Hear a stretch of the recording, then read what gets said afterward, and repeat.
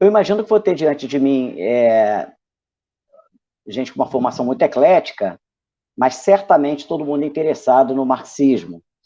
Para mim, assim como para vocês, eu creio que seja muito importante que a gente consiga explicar para a gente mesmo, mas também, sobretudo, para os outros, porque, afinal de contas, ainda existe no mundo alguma coisa que mereça ser chamado de marxismo, e por que isso ainda faz sentido.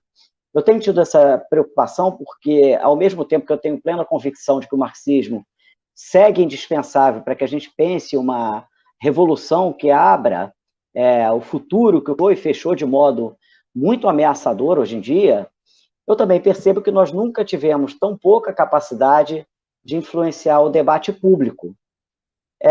Mas eu vou ficar aqui, já que está tarde e tal, com o aspecto mais positivo dessa questão. O ponto é que a crítica do capitalismo que Marx e Engels desenvolveram lá no século XIX constitui, ainda hoje, a interpretação do nosso tempo, da nossa época, do nosso período histórico, da nossa sociedade, com maior capacidade de articular num discurso coerente e que faça sentido, mas que seja cientificamente amparado, 3 argumentos que eu vou elencar a seguir.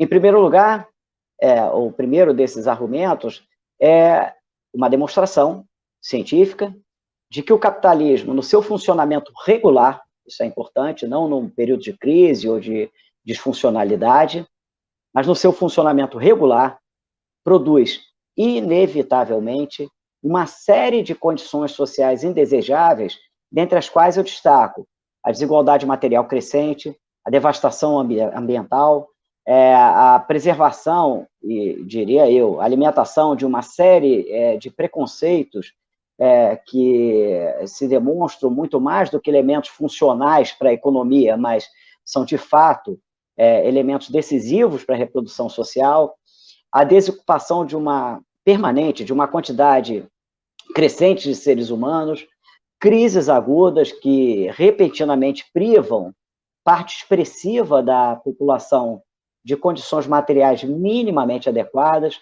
disparidades políticas que tornam a palavra democracia pouco mais do que um fetiche, diga-se de passagem, cínico.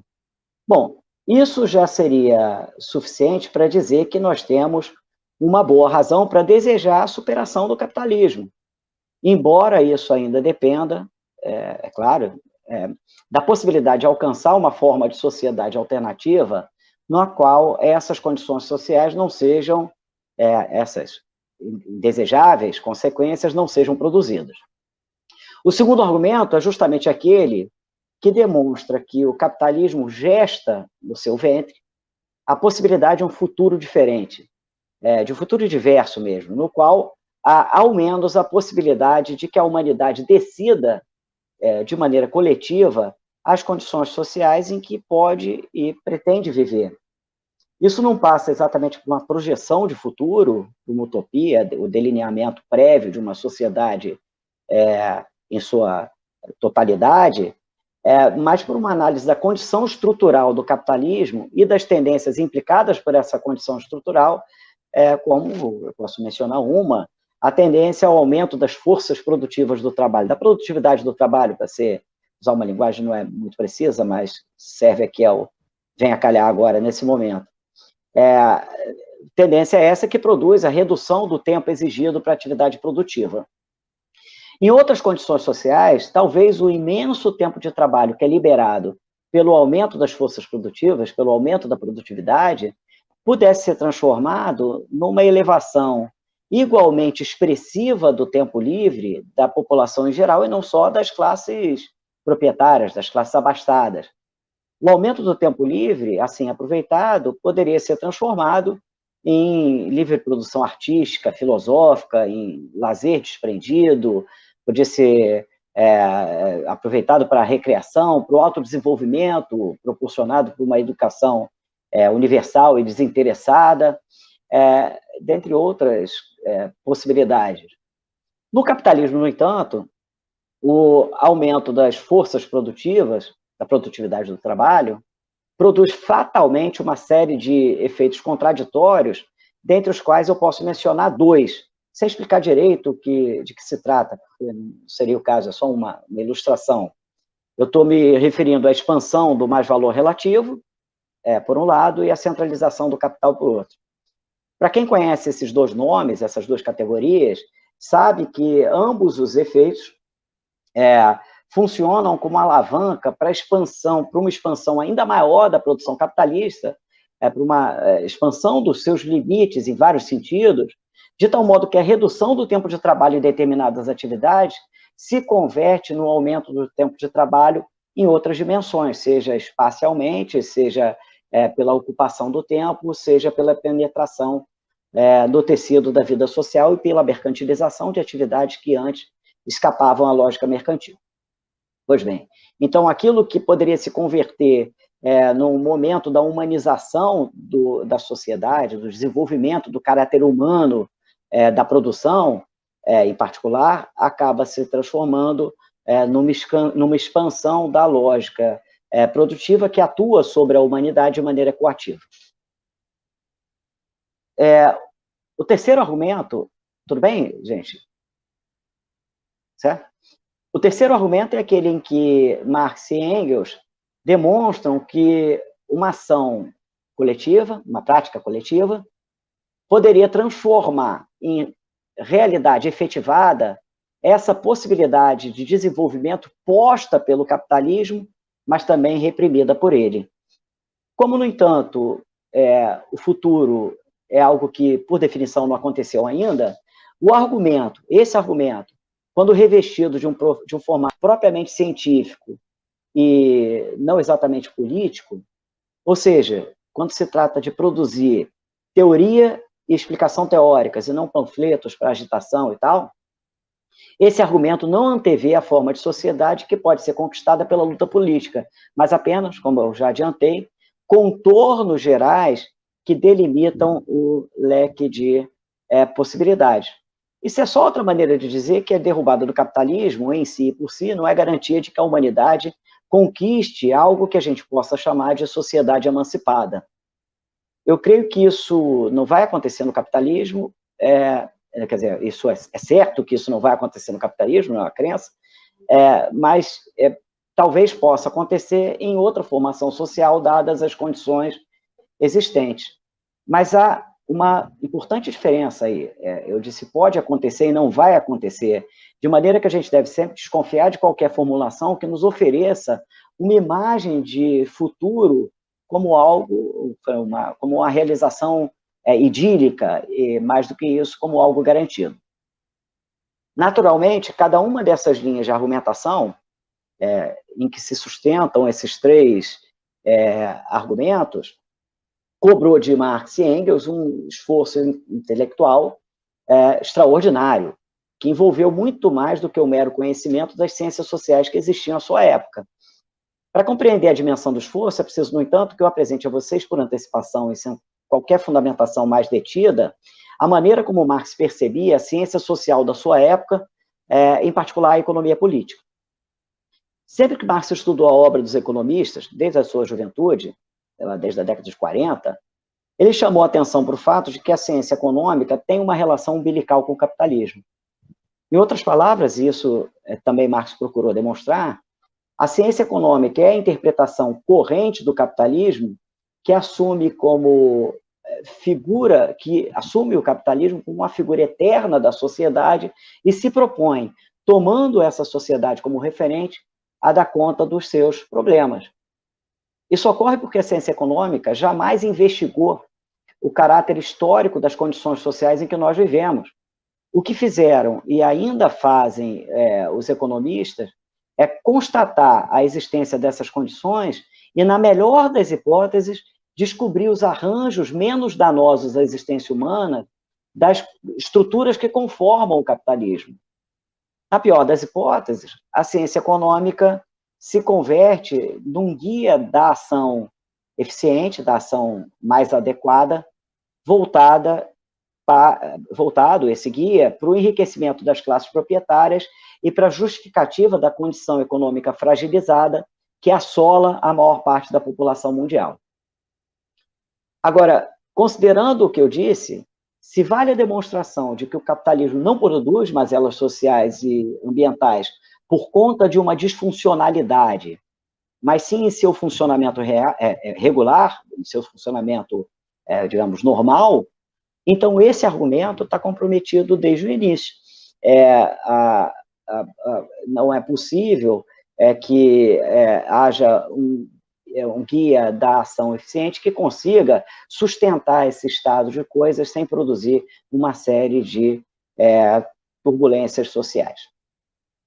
Pois bem, essa é uma das maneiras de compreender por que, sobretudo a partir do fim dos anos 50, 1850, Marx passou a se referir aos seus estudos sobre a economia capitalista e sobre a economia política, sobre o estudo da economia capitalista, seja essa economia política crítica ou não, não exatamente como uma economia política, como mais um ramo da economia política, um ramo crítico da economia política, mas como uma crítica da economia política. A outra forma de compreender o que Marx chamou de crítica da economia política é a seguinte: como qualquer objeto, o capitalismo projeta de si uma imagem que, por definição, tem de contribuir para a sua reprodução.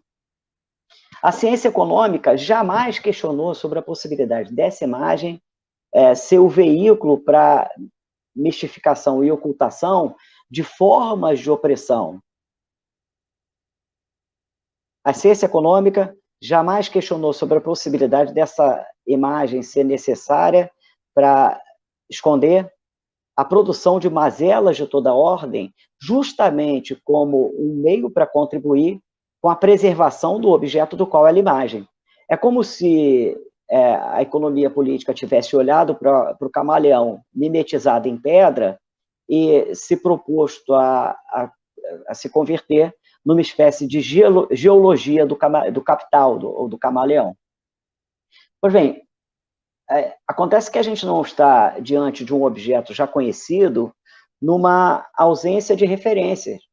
Quando se propôs, portanto, a estudar a economia capitalista, a sociedade capitalista, Marx não poderia, senão, partir das interpretações correntes desse objeto. E dentre as diferentes interpretações correntes, ele escolheu como elemento mediador da sua crítica justamente a concepção científica articulada pelos economistas políticos que o antecederam. Pois bem, a crítica do capitalismo de Marx toma, então, a forma de uma tripla crítica. Em primeiro lugar, ela é uma crítica das concepções formalmente conservadoras do capitalismo que são articuladas como teorias econômicas. Ela é uma crítica das condições sociais que formam o fundamento objetivo das teorias econômicas e que são destinatários de todas as recomendações práticas dessa ciência. Isso abrange todo o escopo de condições estruturais, processos, objetos, etc., que conformam essa sociedade da qual a economia política é uma interpretação. Por fim, a crítica do capitalismo de Marx abrange uma crítica das próprias práticas em que se resolvem essas teorias econômicas no plano, tanto no plano da política econômica, quanto no plano do aconselhamento do agir individual. Práticas essas que possuem, como eu sugeri, uma limitação de origem. Elas, quando se trata de resolver eventuais problemas da reprodução dessa sociedade, elas sempre esbarram no fato de que esses problemas não sejam um inconveniente causado pela eventual disfuncionalidade, mas sim um produto do seu funcionamento regular. A construção dessa crítica tomou praticamente toda a vida adulta de Marx. Ele começa os estudos sobre economia política no ano de 1844, e com raras interrupções, só vai deixar esse estudo de lado 1 ano e meio antes da sua morte, em 1883. Entre o fim dos anos 57 e o início de 67, 1867, Marx começa a dar forma à obra que conteve os resultados últimos da sua pesquisa, que é justamente o Capital. Eu imagino que vocês saibam que o Capital nunca foi nunca chegou ao fim, Marx nunca terminou o Capital. O plano da obra que é posto em prática previa 4 livros, dos quais ele publicou em vida apenas um, que é o primeiro volume da obra. Os 2 livros seguintes foram editados por Engels, ainda no século XIX, e o quarto e o último editado por Kautsky no comecinho do século XX. Pois bem, o que foi encomendado a mim foi uma aula sobre economia política, sobre os fundamentos gerais da crítica da economia política que Marx apresenta no Capital. Essa tarefa já seria difícil de ser executada no tempo que foi proposto para essa aula, mas ela se torna hercúlea, considerando que eu já gastei quase 1/3 do tempo com a introdução. Eu vou, então, nesse tempo que me resta, explorar de maneira muito panorâmica e superficial alguns elementos da crítica de Marx ao capitalismo que permitem oferecer uma ideia geral da maneira como ele defendeu o seu ponto de vista. Dito isso, eu vou começar literalmente do começo. Tudo bem, gente? Está sendo compreensível? Pode dar um retorno aí no chat, nos comentários. Estão ouvindo bem? Tudo ótimo, beleza. Bom, a primeira coisa que vocês vão encontrar no Capital é uma análise da mercadoria. Esse foi o ponto de partida que Marx escolheu para desenrolar o argumento do livro após descartar algumas possibilidades. É importante entender, no entanto, que não se trata aqui de um postulado abstrato, mas do reconhecimento, baseado na experiência cotidiana mesmo, de que o capitalismo é uma forma de sociedade na qual todos trocam absolutamente tudo como a sua condição de vida. A única formação social na qual a troca assumiu esse caráter universal e obrigatório, o conjunto da humanidade, é o capitalismo. Em nenhuma outra formação social, portanto, a troca abrangeu a maior parte do produto do trabalho, sendo esse um elemento relevante para distinguir a especificidade histórica do capitalismo. Como a unidade da troca é a mercadoria, faz sentido que um exame das condições gerais dessa sociedade parta da sua análise. Pois bem, eu não poderia aqui reconstituir sequer essa análise de maneira rigorosa, mas também não posso ir adiante sem trazer para cá alguns dos seus momentos mais importantes. O primeiro deles é aquele em que Marx nos apresenta a categoria que, por uma razão que espero deixar clara adiante, ocupa o centro da análise da economia capitalista. Eu estou me referindo ao valor. Para chegar ao valor, no entanto, Marx parte de uma observação da forma da mercadoria. Marx atua o tempo todo assim, quando oferece a gente o argumento do capital. Eu costumo dizer que ele atua como um retratista. Ele primeiro descreve a imagem daquilo que vai ser minuciosamente examinado de forma científica, etc. Mas ele parte sempre de um retrato, do delineamento daquilo que é possível perceber no trato imediato com aquele objeto. Pois bem, o objeto ao que me refiro agora é a mercadoria e logo de cara ele vai nos chamar a atenção para uma peculiaridade.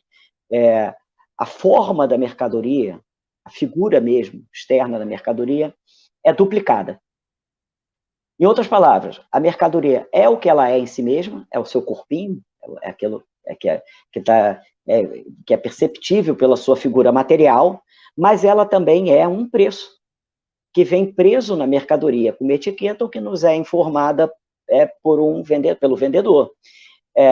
Em uma síntese, a mercadoria é alguma coisa e a mercadoria vale alguma coisa.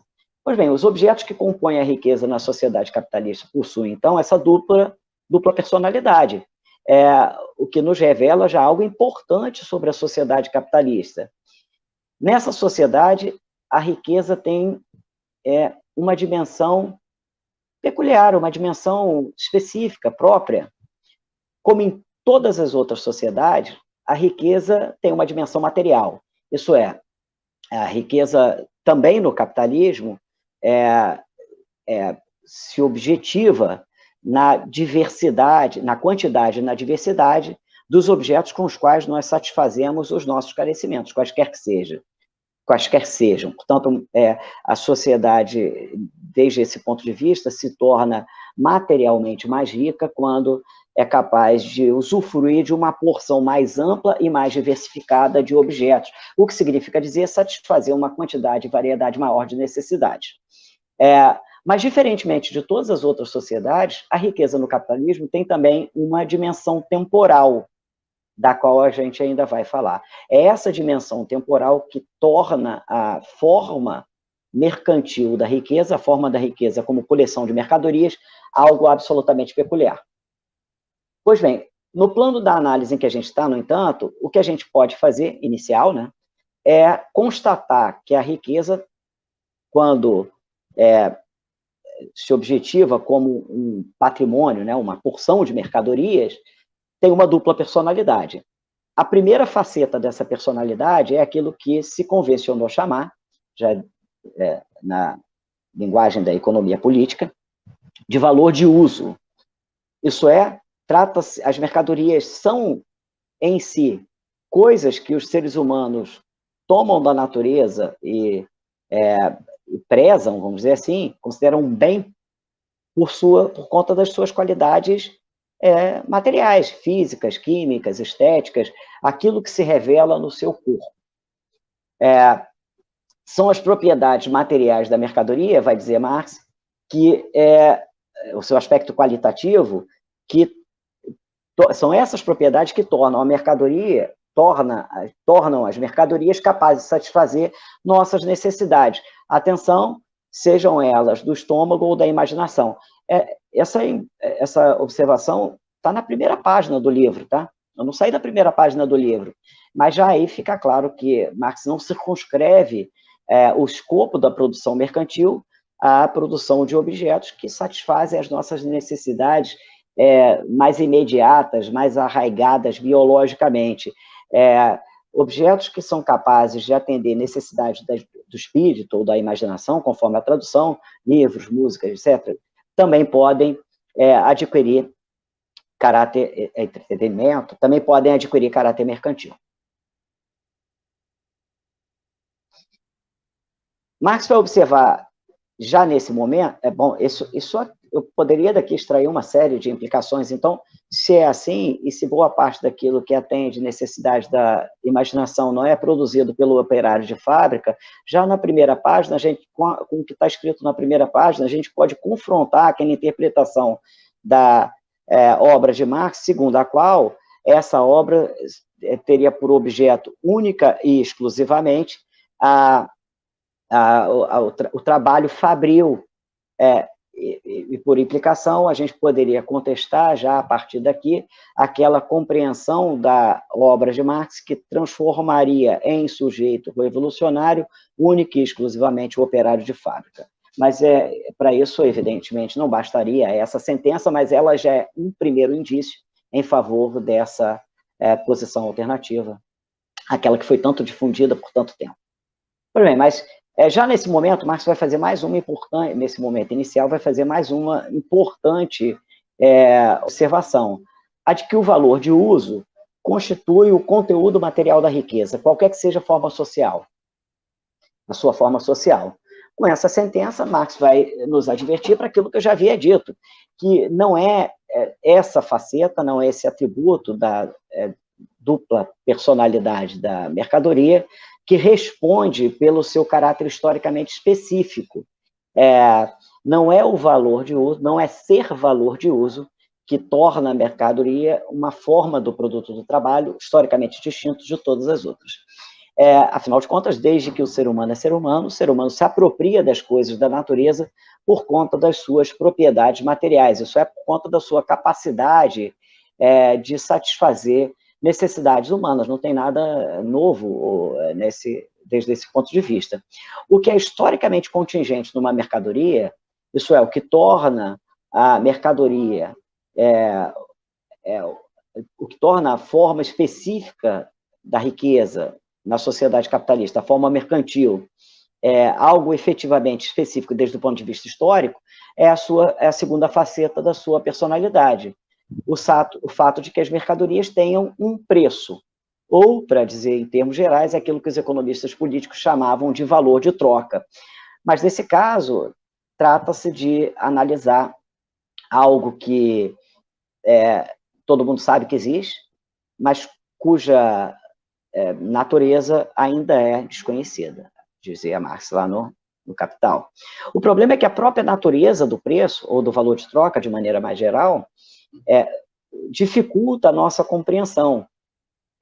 Só para que fique mais simples, valor de troca seria uma designação universal, na qual,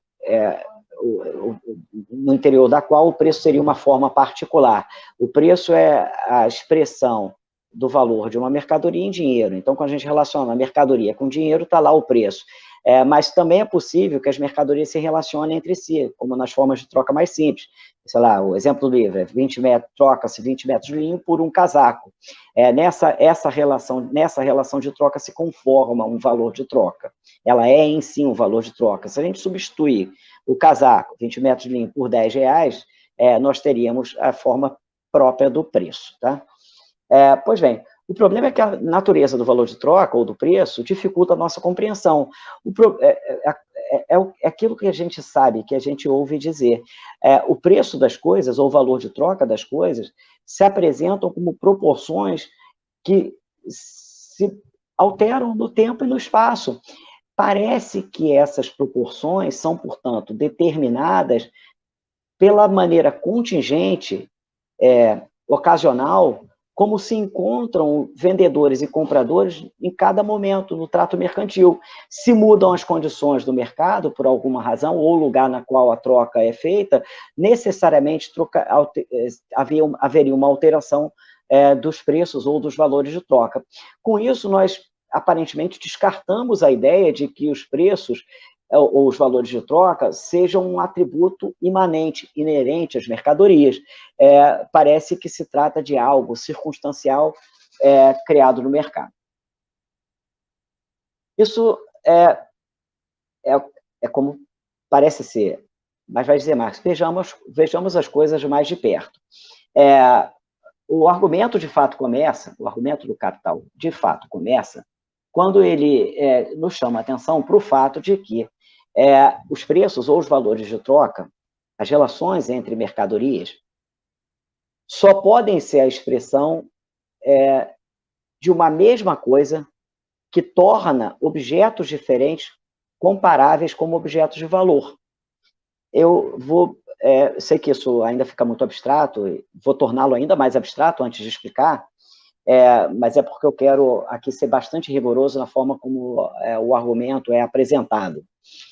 O ponto é o seguinte: se a gente troca X da mercadoria A por Y da mercadoria B, o Z da mercadoria C, por W da mercadoria D e por aí vai, só pode ser se a gente diz X de A valem Y de B, esse é o valor, vale tanto quanto Y de B, só pode ser porque essas coisas todas, que são qualitativamente diferentes, têm em comum a mesma quantidade de uma substância que é distinta de cada uma delas e que se revela nas relações de troca. Eu tinha prometido que eu ia fazer ainda mais abstrato e depois explicar. Marx vai esclarecer esse ponto por intermédio de um exemplo, no capítulo 1. O exemplo é muito infeliz. A gente sabe que o exemplo não funciona quando ele é mais difícil do que a explicação. Ali o exemplo é da decomposição dos polígonos em triângulos. E se a gente dependesse desse exemplo, lascou, enfim, a coisa complicaria para os professores, nós mesmos teriam que produzir um exemplo para usar em sala de aula. Mas, para nossa felicidade, ele mesmo nos ofereceu um outro exemplo, esse sim, extraordinário, que é o da pesagem, da medição do peso. Está lá no item 3 do capítulo 1 ainda. Esse é muito mais acessível, eu vou usar ele para defender aqui o meu ponto de vista e explicar aquela sentença, aquele conjunto de sentenças mais propriamente abstratos. Pois bem, todo mundo sabe que o peso é uma propriedade intrínseca das coisas. As coisas têm seu peso. O peso nada mais é do que uma medida da ação da gravidade sobre os objetos que possuem massa corporal. Como a gravidade é igual para todo mundo aqui na Terra, etc., o que vale o que determina o peso é a massa corporal, é isso que é aferido. A gente vive numa cultura em que há uma certa, eu diria até uma certa neurose com o peso, com massa corporal e tal. Então, a gente tem mais ou menos uma ideia de quanto pesam as pessoas e quanto, para as coisas conhecidas, quanto pesam as coisas conhecidas, mas a gente não sabe ao certo, né? Tanto é assim que a gente leva nós mesmos e as coisas para a balança. Eu coloquei a imagem de uma balança antiga, o desenvolvimento tecnológico da balança está tentando acabar com a minha aula, porque daqui a pouco ninguém sabe como é que se afere o peso nessas balanças antigas. E eu quero observar que aqui na base da balança tem aqueles objetos de metal e que a gente chama eles de peso. Já eu vou trazer de volta essa designação. Pois bem, essa propriedade imanente às coisas, o peso, embora a gente tenha uma certa ideia de quanto possa pesar, a gente não pode ver nos objetos. A gente não é capaz de olhar para um objeto e, de imediato, perceber qual é a sua massa corporal e, portanto, qual é o seu peso, para revelar. A questão é como é que a gente revela essa propriedade imanente aos objetos. A gente revela por uma comparação, por uma medida. Comparando dois objetos que possuem a mesma qualidade que nós revelamos o peso de um. Então, para revelar o peso, sei lá, se eu coloco no pratinho do lado esquerdo maçãs, 8 maçãs, e quero saber lá na feira livre qual é o peso dessas outras maçãs, eu vou estabelecer a correspondência desses objetos com outro cujo peso é conhecido. Vão colocando aqueles pezinhos de metal. O que se revela na pesagem do objeto, então, é uma propriedade que as duas coisas que são pesadas têm em comum, mas que não aparece em nenhuma delas isoladamente, ou pelo menos aparece naquela cujo peso é conhecido, mas não na que a gente quer conhecer. Pois bem, veja, quando a gente coloca as maçãs de um lado e o objeto de metal do outro, as maçãs no pratinho do lado esquerdo, os objetos de metal do outro lado, a gente diz assim, olha o peso da maçã. Isso é uma viagem completa. O peso da maçã é dela, ela pode gostar dele ou não sei, mas é dela, é o peso da maçã. O que a gente vê no pratinho do lado direito é a figura externa desse peso. Essa relação entre dois objetos que têm peso conferiu uma forma externa a uma propriedade imanente, no caso, as maçãs. Se a gente trocar esse argumento a respeito do peso e usá-lo com uma analogia para o valor de troca, nós chegamos àquilo que eu queria explicar. Numa relação de troca, numa relação entre duas mercadorias, ou a mercadoria com dinheiro, o que se revela é uma propriedade comum às mercadorias que as torna passíveis de serem comparadas no ato de troca. Objetos diferentes são declarados como de igual valor, não de igual peso, de igual valor, porque possuem um atributo comum e naquela proporção exata, na mesma quantidade. No livro, a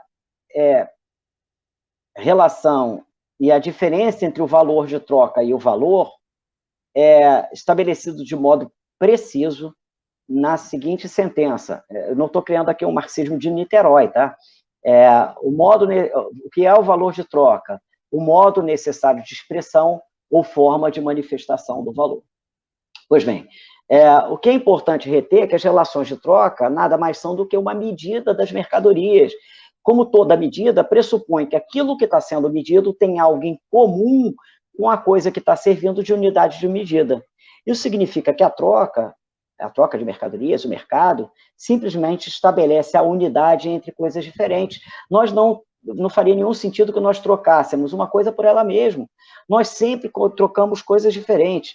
E quando trocamos coisas, no ato de troca em que nós intercambiamos coisas diferentes, nós necessariamente declaramos essas coisas diferentes como iguais, segundo um atributo que lhes é comum. Isso significa, então, que a troca de mercadorias o mercado estabelece essa unidade entre as coisas, e que essa igualação supõe que as coisas diferentes, como eu disse, têm algo em comum. No caso, aquilo que Marx chama de valor. Moral da história, a troca é uma imensa operação social de igualação, uma equação social imensa, na qual valores de uso necessariamente heterogêneos como valores de uso, coisas diferentes, como coisas diferentes que são igualadas conforme uma determinada propriedade que constitui o seu valor e que se expressa nas relações de troca, nos valores de troca. A pergunta óbvia é essa. Afinal de contas, de que propriedade nós estamos falando? É evidente que essa propriedade não pode ser a utilidade, não pode ser o valor de uso, porque a troca só faz sentido porque nós trocamos valores de uso diferentes em determinadas proporções. Nós trocamos valores de uso diferentes, mas dizemos que as coisas são iguais segundo essa propriedade. Se as coisas são diferentes como valores de uso, não pode ser essa propriedade o fundamento do valor. Mas se nós fingimos que não vemos, abstraímos, né, da figura material da mercadoria, fica claro que só resta nelas uma propriedade ou atributo comum, o fato de que as mercadorias são produzidas ou reproduzidas pelo trabalho humano, pelo dispêndio de energia humana necessário para que nós confiramos a determinados objetos a forma adequada à satisfação das nossas necessidades. O trabalho então, para dizê-lo sinteticamente, o fundamento objetivo do valor. Mas é preciso dizer algo, já logo de cara, da maior importância. Se a gente está deixando de lado o valor de uso das mercadorias, se a gente está abstraindo, fingindo que não vê, o valor de uso das mercadorias para chegar ao conteúdo do valor, nós também temos que abstrair do caráter concreto ou útil específico do trabalho para chegar a essa unidade que o trabalho pode oferecer e oferece as coisas diversas que são diversas como os valores de uso. Pois bem, se nós fingimos que não vemos o caráter útil das mercadorias, também nós temos que fingir que não vemos o caráter útil específico do trabalho. Vejam, se trata de uma mercadoria específica, pães, há uma forma específica da atividade implicada. Se trata de produzir paredes, outra, aulas, outra, música, outra. A cada figura específica, a cada valor de uso específico, corresponde uma forma específica da atividade produtiva. Mas todas elas, num outro plano, podem ser compreendidas como figuras diversas da atividade humana produtiva. É nessa condição geral e abstrata, e não concreta específica, é essa condição geral e abstrata do trabalho, e não aquela concreta específica, que confere a possibilidade de que nós percebamos o trabalho como a unidade entre os objetos que são trocados. Trata-se de trabalho, mas de trabalho abstrato.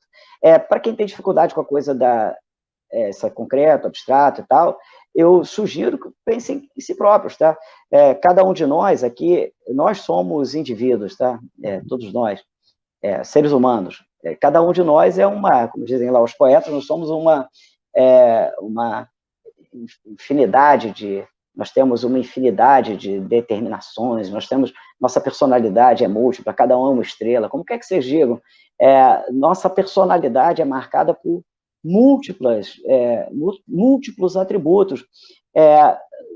Há algo que caracteriza a nossa individualidade, para além, não só o fundamento biológico dessa individualidade, isso nós somos os únicos que nasceram naquele dia, filho daquele pai, daquela mãe, naquele momento exato, mas uma série de atributos sociais, nós nos socializamos de determinada maneira, e aquilo que está inscrito nos nossos genes se desenvolveu de uma ou de outra forma, conforme o contexto.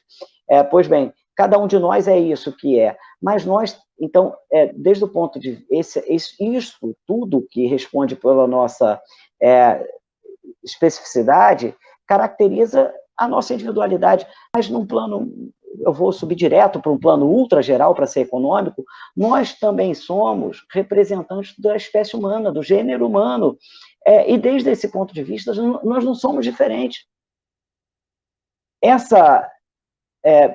Esse segundo, o que quer que defina o ser humano, está presente em mim, mas também em cada um de vocês. E, infelizmente, em outros que nós gostaríamos que não fizesse parte da nossa espécie. Tem um dirigindo o país nesse exato momento. Enfim, quando nós falamos da nossa humanidade, nós continuamos descrevendo a nós mesmos, a cada um de nós, mas num plano em que nós podemos nos relacionar como instâncias singulares de uma mesma espécie. Pois bem, o trabalho existe nessa multiplicidade. A rigor, o que existe são atividades específicas, mas nós podemos reconhecer entre essas atividades específicas essa unidade geral e abstrata que consiste no fato de serem elas modalidades diversas da atividade produtiva humana. O trabalho é abstrato nesse sentido geral. Espero que isso tenha ficado claro, tá? Não é muito fácil fazê-lo em pouco tempo, mas espero que isso tenha ficado compreensível para vocês. De fato, não é o trabalho sob uma forma concreta que torna as mercadorias equiparáveis na troca, mas o trabalho nessa forma geral, o trabalho abstrato, dispêndio de energia humana na atividade produtiva, considerada aqui, nesse prisma abstrato, de maneira independente da sua forma particular. Ou seja, se nós estamos... nós acabamos de revelar, então, que por detrás daquela dupla figura externa da mercadoria, e explicando aquela dupla figura externa da mercadoria, há uma dupla figura do trabalho, ou uma dupla forma do trabalho. O trabalho é, simultaneamente, específico numa condição particular, concreto ou útil, e geral e abstrato como fundamento da universalidade da mercadoria. Pois bem, o trabalho é abstrato, o fundamento do valor, e o trabalho concreto, o fundamento do valor de uso. Vocês já devem ter visto isso em algumas outras aulas, etc. Eu não poderia fazer esta aula me esquivando desse ponto de partida, que é o beabá da crítica da economia política de Marx e da sua teoria do valor. Esse é rigorosamente o primeiro argumento apresentado no Capital. O passo seguinte seria aquele em que Marx demonstra como o valor acaba por adquirir uma figura universal, que é a figura do dinheiro.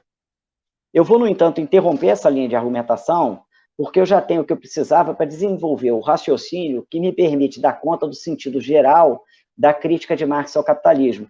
Para isso, eu vou propor aqui um exercício que não está na obra, embora se inspire diretamente no seu argumento, e que tem apenas um propósito didático, tá? Por favor, não exagerem, né? Nunca houve uma forma de sociedade em que a produção mercantil foi executada única e exclusivamente por artesãos. A ideia da produção mercantil simples, etc., são uma ideia estapafúrdia, acontece, enfim, ela povoa as interpretações de Marx há bastante tempo, mas eu não vou comprá-la aqui na minha exposição. Eu preciso dizer isso porque eu vou oferecer a vocês uma imagem muito ingênua do mercado,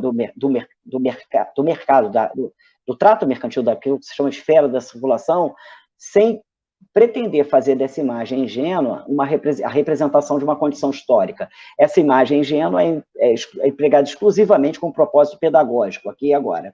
Então, a gente vai imaginar uma rede de produtores privados independentes a partir de uma figura super simples. Eu vou propor essa aqui porque eu não tenho... se a gente tivesse, sei lá, em outra mídia, o ideal seria presencial, né? Cada um sentado numa carteirinha. Eu poderia propor que cada quadrado daqueles ali fosse um de vocês, e a gente se imaginar nessa situação como participante de uma rede em que se relacionam compradores e vendedores, ou produtores de mercadorias, mas também, pelo menos, se fosse aquelas, sei lá, aquelas aquelas mídias que tem os quadradinhos e tal, eu poderia usar o mesmo expediente. Mas a gente pode se imaginar aqui, como cada um ocupando o quadradinho daquele, e nos imaginando como participantes de uma rede super simples de troca. Sei lá, somos todos artesãos, cada um produz um objeto diferente e se relaciona como produtor de mercadorias que por intermédio da troca. Se a gente desenha essa imagem e examina essa imagem, nós podemos visualmente perceber, constatar algumas coisas. Primeiro, nós podemos perceber facilmente que os produtores, nessa condição, trocam valores de uso, produzem e trocam valores de uso diferentes. Não faria nenhum sentido trocar se não tivesse nada a obter da relação de troca. Não faria nenhum sentido trocar se pudesse obter nas relações de troca exatamente aquilo que se ofereceu ao mercado.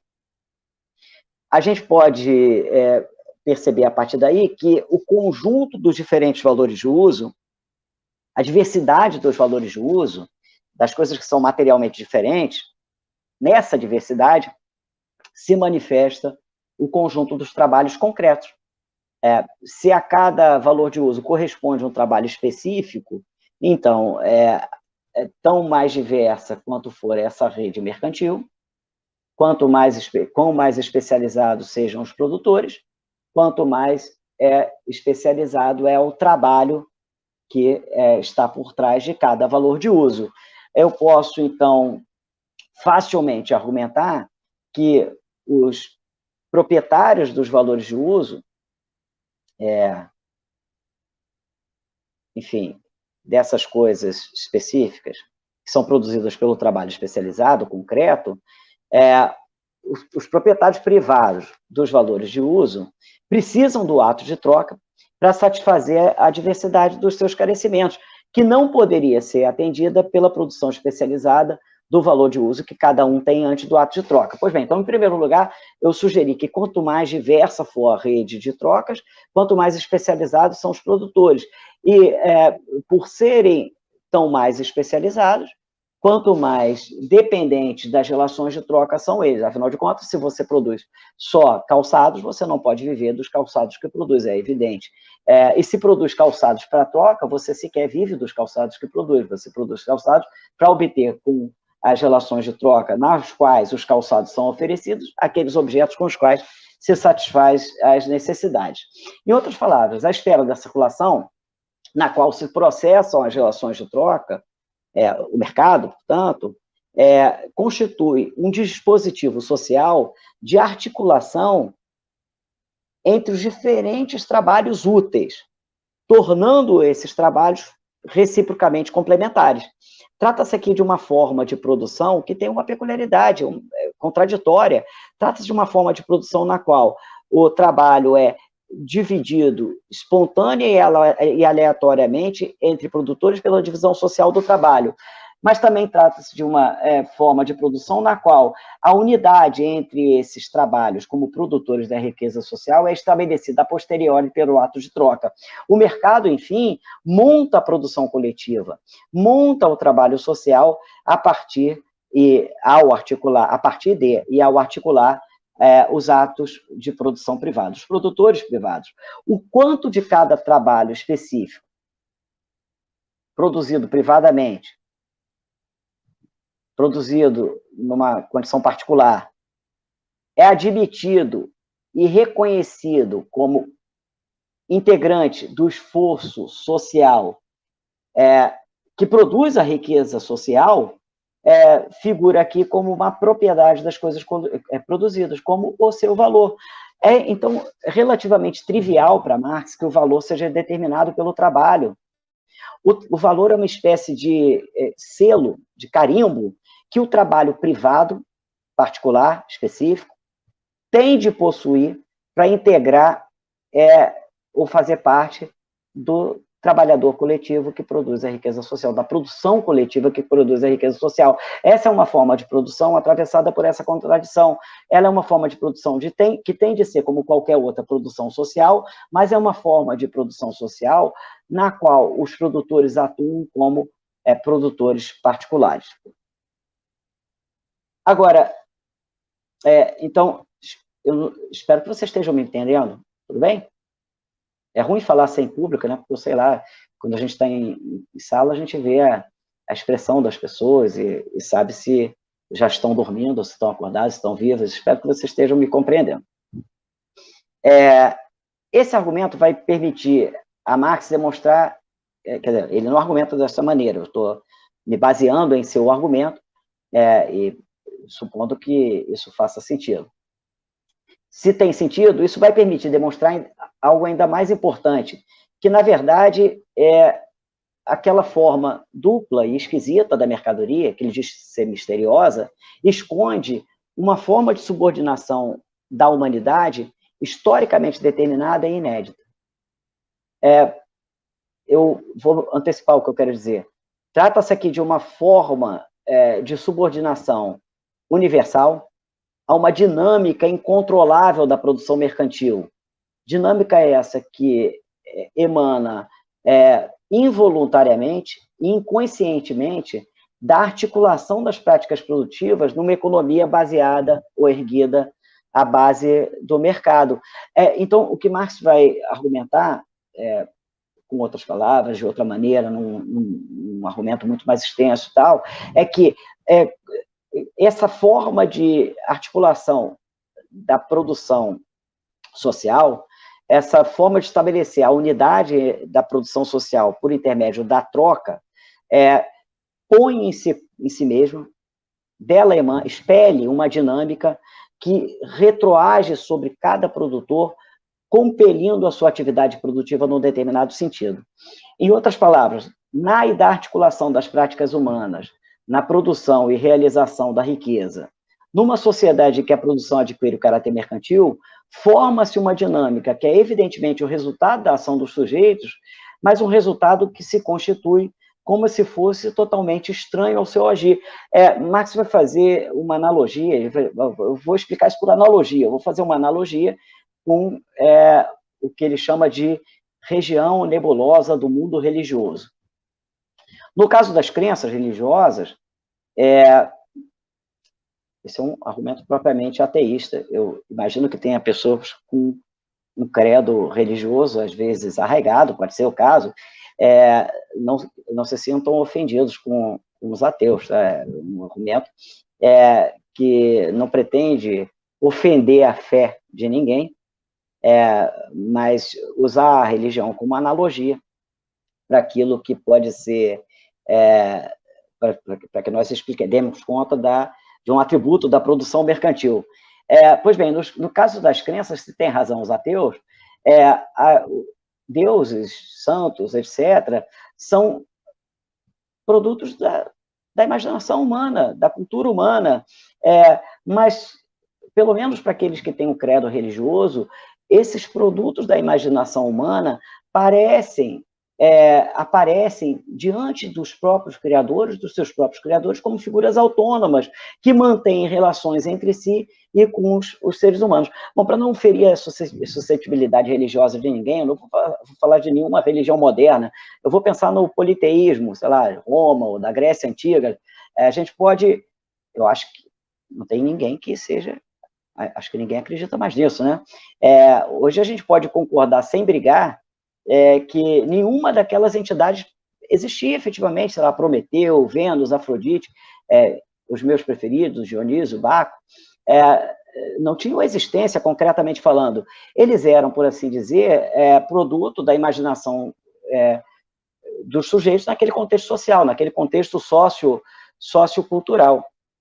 Pois bem, mas essas formas imaginárias conquistaram a existência social porque os sujeitos, de fato, acreditavam que elas existiam e respeitavam as suas imposições ao agir. Em seu nome, por exemplo, ergueram-se cidades, prédios, templos, contraíram-se dívidas, mataram seres humanos, ofereceram seres humanos ao sacrifício. Os deuses eram frutos da imaginação, só esses, tá? Os novos não, eram frutos da imaginação humana, mas os sujeitos encaravam os deuses como se fossem eles sujeitos e os seres humanos objetos. configura-se assim a inversão sujeito-objeto, que Marx pretende usar como analogia para descrever o caráter específico do trabalho que produz mercadorias. O trabalho que produz mercadorias é o produto da nossa atividade. A articulação do mercantil no mercado dos diferentes trabalhos privados em si as nossas isso em si as nossas relações sociais de produção sendo articuladas na esfera da troca. Esse trabalho do qual nós somos sujeitos adquire uma dinâmica que se põe diante da gente como se nosso sujeito fosse. Em lugar, então, de nós dominarmos a lógica desse trabalho, essa lógica se autonomiza da nossa vontade e adquire uma dinâmica autônoma que nos domina. Essa dominação é uma dominação que não tem sujeito, que emana diretamente do caráter mercantil da produção e que, por essa razão, se apresenta de maneira nebulosa, abstrata, sob a forma misteriosa do valor, ou da dinâmica do valor, seria mais preciso dizer, do movimento do valor. Para empregar as palavras de Marx, o nosso trabalho se torna estranhado, alienado, estranho a nós, uma determinação aparentemente natural que nos coage, nos domina. É justamente essa dominação do trabalho social que nós fazemos como sujeitos, mas cuja dinâmica escapa ao nosso controle, que se esconde por trás daquela figura esquisita da mercadoria, daquela figura dúplice. Pois bem, eu estou dizendo que existe uma dinâmica do trabalho, essa dinâmica é expelida pela própria lógica da produção, pela própria articulação dos produtores na esfera da circulação, e disse que ela é resultado direto da estrutura mercantil dessa produção. Mas eu ainda não disse que dinâmica é essa. Para isso, eu vou retomar a minha ilustração. Cada produtor privado é proprietário de uma propriedade privada, ou seja, de uma propriedade exclusiva. Propriedade privada é isso, a propriedade exclusiva, cuja posse impede a posse do outro. Cada produtor privado percebe a propriedade privada constituída pela sua atividade produtiva. Aqui eu falei de uma rede de artesãos, a gente podia pensar em comunidades produtivas, o Oriente, o Ocidente, ou comunidades indígenas que se articulam pela troca, como quer que seja, não importa. Cada produtor privado percebe a propriedade privada constituída pelo seu trabalho, pelo trabalho do seu organismo produtivo, como mero meio de acesso à riqueza social.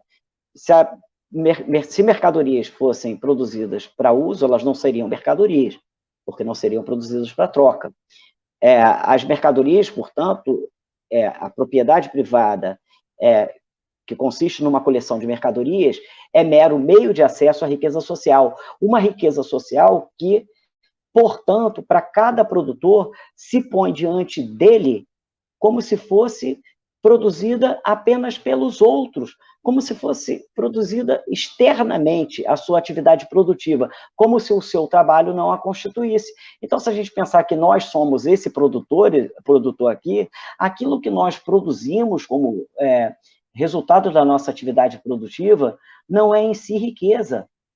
Riqueza é o que está na mão dos outros, que nós podemos acessar por intermédio do resultado do nosso trabalho, pela nossa propriedade privada. Pois bem, é evidente que cada produtor, nessas condições, tem interesse em fazer a riqueza de que são titulares. Porque quanto maior a porção de valor que entrega ao mercado, maior a porção de riqueza que pode retirar do mercado. Pois bem, no grau de abstração em que nós nos encontramos, a única maneira de conceber o crescimento da riqueza é pelo trabalho direto do próprio produtor, como no caso do artesão. Lembre-se que eu ainda não pus para o centro, e nem vou pôr, diga-se de passagem, para o centro do palco a figura do assalariado. Isso ainda não foi revelado pela nossa análise, ainda está pressuposto, está de trás da coxia.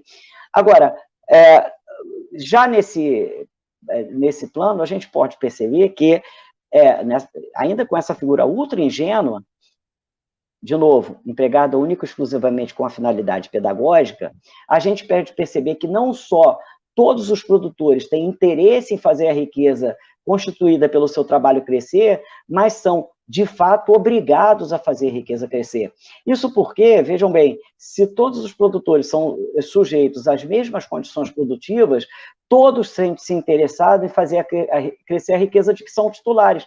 Aquele que mantém a sua propriedade privada constante, isso a questão é, todos são compelidos por essa tem interesse em fazer a riqueza crescer, mas o que eu quero demonstrar agora é que são obrigados a fazê-lo. Aquele que mantém a propriedade privada, a sua propriedade privada constante, congelada, numa sociedade em que todos têm interesse e, portanto, devem fazer a riqueza crescer, acaba empobrecendo relativamente. Vejam, aquele quadradinho vermelho representa uma fração menor da riqueza social quando a riqueza social se expande desde o volume que eu estou representando pela figura amarela. Eu tenho a fixação com geometria, o analista falou para eu tratar dessa maneira, então eu estou tratando aqui. Eu estou representando pelo retângulo total, né, a totalidade da riqueza social, na verdade, o seu valor. Aquele que mantém a sua propriedade privada congelada à medida em que a riqueza social se expande, empobrece relativamente. Ou seja, recusar a pressão no sentido do crescimento da riqueza pelo trabalho não está à disposição dos sujeitos que participam de uma produção com esse caráter. Eles são compelidos a ampliar o escopo do trabalho e com ele da riqueza produzida. Grosseiramente falando, essa dinâmica espontânea do trabalho e a sua expressão na sua subjetividade são o conteúdo da famosa categoria do fetiche da mercadoria que Marx se apresenta lá no final do capítulo 1 do Capital. Nosso trabalho objetivado parece adquirir uma dinâmica própria e, em certo nível, nós podemos dizer que, de fato, ele adquire. Esse, no entanto, então, é como se o trabalho tivesse um poder sobrenatural, o poder de auto-expandir-se por si próprio. Esse nome, fetiche, é o nome que Marx escolheu na redação final do Capital para se referir a uma dimensão da produção capitalista sobre a qual ele já elaborava desde os seus primeiros estudos. Eu estou me referindo aqui às categorias do estranhamento ou alienação.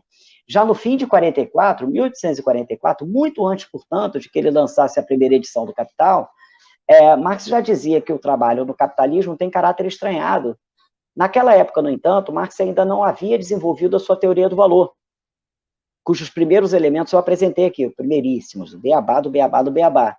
O que ele descobriu, então, nas 2 décadas que separam aquele primeiro momento do lançamento do primeiro volume, é que o trabalho estranhado, o trabalho dotado de uma dinâmica automática de crescimento, de uma dinâmica expansiva de crescimento, é justamente aquilo que os economistas vinham chamando de capital. Trabalho estranhado nada mais é do que o valor plenamente desenvolvido e transformado em um processo permanente de autoexpansão, de valorização. Pois bem, essa é a grande descoberta da pesquisa de Marx sobre a economia capitalista. Aquela dinâmica autoexpansiva do trabalho, da qual ele já havia se dado conta nos trabalhos da juventude, é o conteúdo daquilo que vinha sendo chamado de capital. Dito isso, eu posso agora dizer, já encaminhando para a conclusão, que ao longo do Capital, Marx vai demonstrar como essa dinâmica estranhada do trabalho, uma dinâmica abstrata e universal, toma forma concreta na sociedade capitalista. O momento teórico e politicamente mais relevante desse argumento é aquele em que Marx demonstra que, dadas as condições históricas de partida, a dinâmica autoexpansiva da produção capitalista não poderia senão envolver a exploração das classes subordinadas pelas classes proprietárias. É evidente que eu não teria como reprisar esse argumento aqui, mas eu posso ao menos capturar o seu sentido geral, assinalando que o capital, em seu processo de gênese, não tem diante de si uma economia já propriamente capitalista, dotada daquele impulso autoexpansivo. Eu sei que é uma sentença idiota, mas eu vou dizê-la mesmo assim. Antes de haver produção capitalista, não havia produção capitalista. Quando o capital começa a atuar sobre a produção, o capital atua sobre uma produção incapaz de dar suporte, inclusive, desde o ponto de vista técnico, a essa lógica autoexpansiva. No caso da Europa, o antecedente imediato do capitalismo é a produção feudal, sobre a qual o capital atua corrosivamente desde os seus primórdios. A ruína da produção feudal produziu os dois personagens em torno dos quais gira a história do capitalismo. De um lado, uma pequena classe de sujeitos plebeus, extraordinariamente enriquecidos, de outro, uma massa de seres humanos que perde o vínculo com a economia feudal justamente por conta da desarticulação dessa forma de produção, ou das formas de produção diversas, em que consistia a economia feudal, porque o feudalismo não tem algo tão uniformizador como a troca é para o capitalismo. Com a ruína da produção feudal e o desenvolvimento da produção capitalista, essa massa de seres humanos perde o vínculo originário com a terra e com o respectivo, quando havia, contrato de servidão, passando a depender da venda da própria capacidade de trabalho a um patrão para obter a sua subsistência. A figura mais concreta e representativa do caráter estranhado, fetichizado do trabalho no capitalismo é, portanto, a figura da exploração do trabalho assalariado pelo capital desde seus primórdios.